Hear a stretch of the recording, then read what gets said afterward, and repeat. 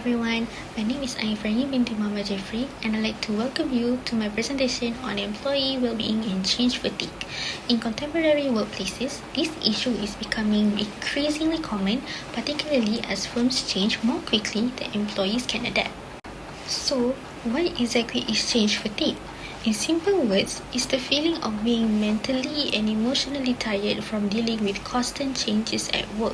Maybe it's new systems, new policies, new leadership, and new expectation, and it keeps coming non-stop. After a while, people feel drained, disconnected, and honestly, just tired of change. This presentation focuses on the human experience behind change fatigue, what it happens, how it affects both people and organization, and most importantly, what the leaders can do to break the cycle. Because at the end of the day, change isn't just about new systems or new process. It's about how people feel throughout the journey.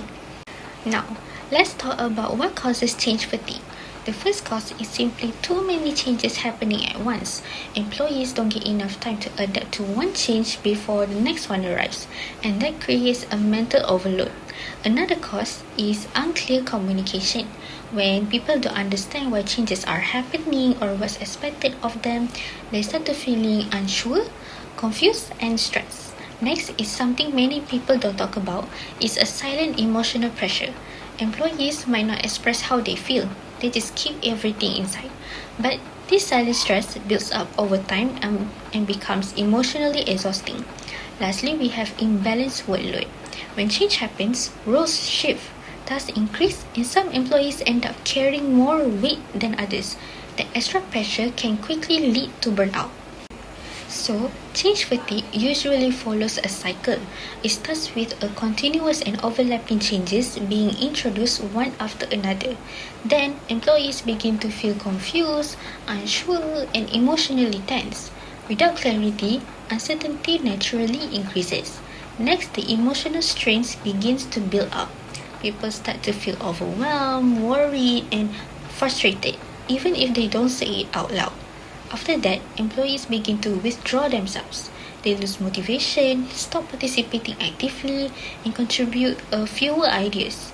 It's not because they don't care, they just simply exhausted. Eventually, this leads to burnout. This is when well-being drops, energy disappears, and employees truly feel worn out. And once people reach burnout, the next change becomes even harder. Employees start thinking, oh no, not again. This resistance is a natural response to emotional exhaustion. If no action is taken, the cycle repeats with every new change. And that's why understanding this cycle is important. It tells us exactly where we need to intervene. Now, let's look at what change fatigue does to employees. The first and most obvious impact is emotional burnout.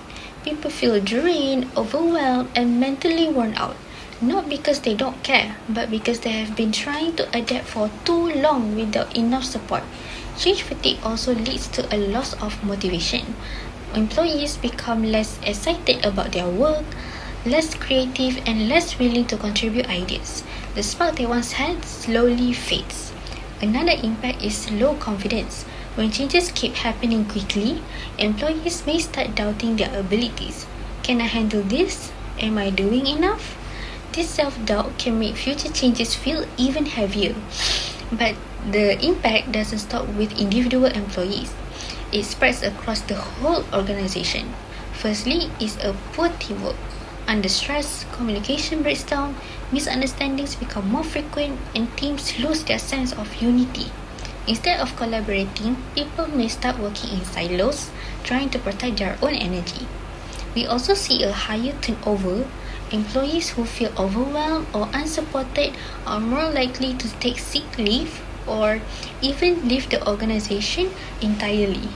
And replacing staff is expensive, time-consuming, and disruptive. One major impact is a decline in performance.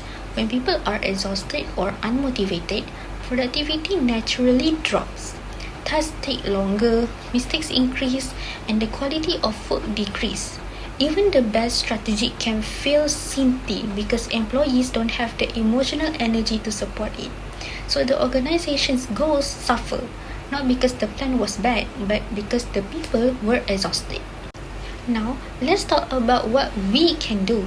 The first strategy is build a caring leadership culture. Leaders need to acknowledge emotions, check in with employees, and show empathy. A little support goes a long way in reducing stress. Second, communicate with clarity. Explain the why, the what, and the how. When employees understand the purpose behind change, the process feels more meaningful and less stressful.